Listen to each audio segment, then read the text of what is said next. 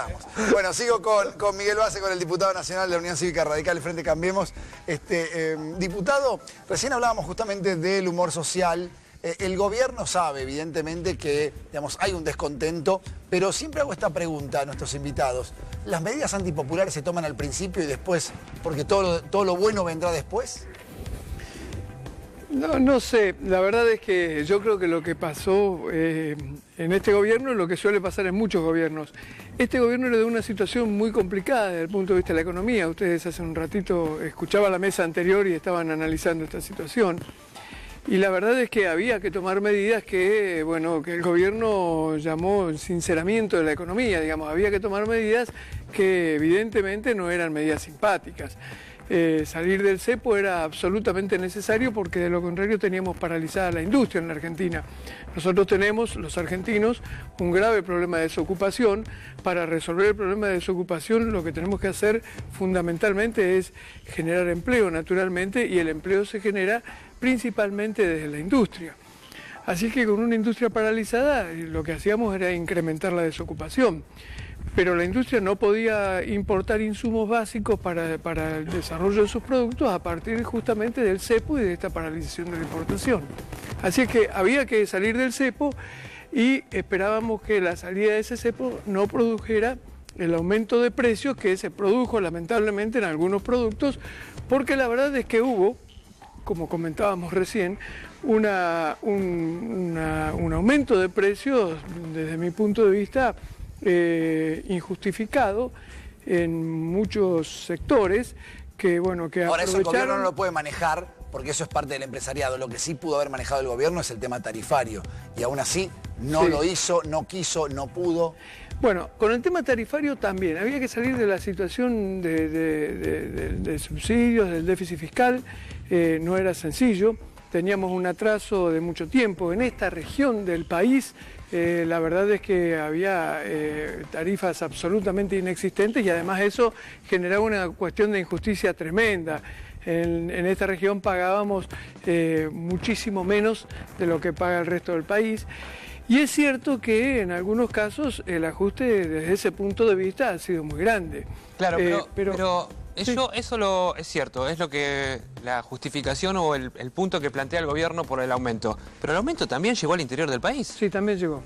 Entonces, ¿cuánto hay de cierto en que había que equiparar los valores o realmente había que aumentar por sobre esos valores? Bueno, lo que es cierto que en la Argentina en términos generales pagamos por estos servicios, por el gas, por el servicio de energía eléctrica, menos de lo que realmente se paga en el resto del mundo. Se paga menos que Brasil, se paga menos que Uruguay, se paga menos que varios países de la región. Lo que, a ver, no es consuelo para nadie, ¿no? Porque uno en realidad no se compara cómo vive un brasileño, pero bueno, en términos comparativos sí es cierto menos. No, lo que ocurre es que, por ejemplo, nosotros para poder tener gas tenemos que generar gas, producir en la Argentina y además tenemos que comprarle a Bolivia, tenemos que comprarle al exterior. Tenemos que traer gas licuado por barcos, hay que regasificar eso y distribuirlo. Tuvo el gobierno que comprar ahora gas incluso a Chile. Todo esto es obviamente una demanda importante de divisas para poder pagarlo, y para eso lo que estaba ocurriendo en la Argentina era justamente que eso se estaba vendiendo demasiado barato y eso se convertía en un déficit fiscal importante. Había que salir de esa situación. Ahora, lo que es cierto y que tenemos que reconocer es que, bueno, este aumento de tarifas, de la manera que se dio, generó en algunas regiones, sobre todo, bueno, un golpe demasiado importante, y por eso hubo que empezar a corregir esta situación y por eso el gobierno puso un tope de 400% como aumento máximo. Es un golpe importante desde el punto de vista de lo que estábamos acostumbrados, digamos, estábamos acostumbrados a una cosa distinta. Yo creo que lo que hay que hacer es justamente, bueno, tratar de invertir de la mejor manera posible y también exigirle a las empresas que trabajan en este sentido, bueno, que respondan realmente con inversión y analizar seriamente cuál es la ecuación económica con la que se administran esas empresas. Si Macri, para llegar a haber sido presidente, no hacía un acuerdo con la UCR, que tiene otra sensibilidad, que el PRO tiene otra manera de manejarse, ¿cree que muchos ajustes habrían sido más fuertes todavía? ¿Que por estar la UCR hubo un freno? No sé, pienso que sí, puede ser tranquilamente, porque ha habido mucha discusión política en estos temas, sobre todo, además a lo largo de la campaña se conversaron mucho las cosas, pero yo, por ejemplo, debo decir que en términos generales el gobierno, con la presencia de la UCR y de la coalición cívica, tiene conciencia de que la situación social es muy compleja. El gobierno sabe que hay mucha gente que sufre una situación social, económica, pero muy dura. Bueno, de hecho, y está entregando planes sociales, se está hablando de entrega de comidas. Ahora, le quiero preguntar, diputado, a propósito, y para que no se me vaya el tiempo, en términos políticos, Macri dijo hoy que hay una minoría a la que le interesa que a Macri le vaya mal. ¿Usted coincide con el presidente?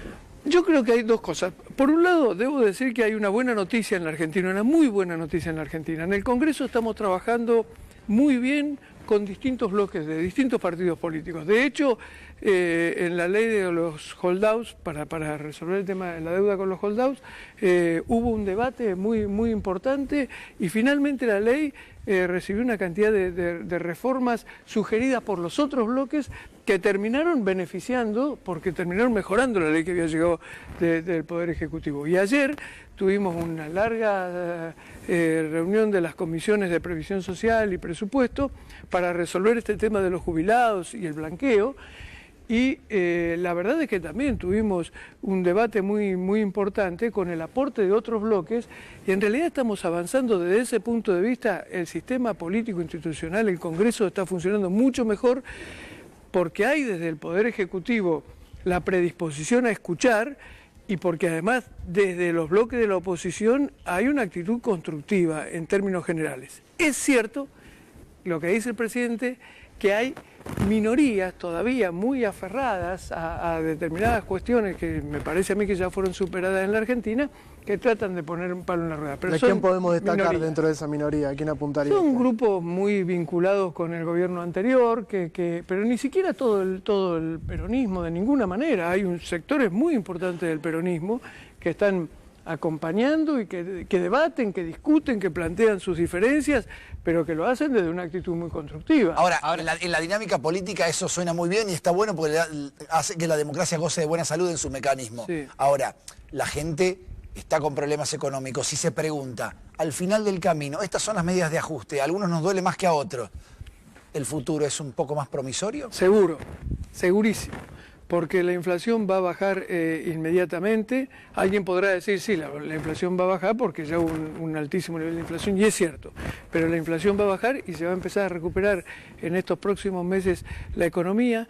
Van a llegar más de 20.000, 22.000 millones de dólares de inversión, va a haber 4.000 millones de dólares que ya se están pactando con otros bancos internacionales para poder realizar obra pública. El gobierno va a empezar a reactivar la obra pública, hasta acá la obra pública. Se habla de rutas, ¿no? Estuve escuchando rutas últimamente. Sí, pero la obra pública viene prácticamente parada en la Argentina desde octubre del año pasado, septiembre-octubre del año pasado, porque el gobierno anterior había dejado de pagar y bueno, y las empresas habían dejado de Lo que se pagó se está investigando todo, ¿no? Bueno, eso también.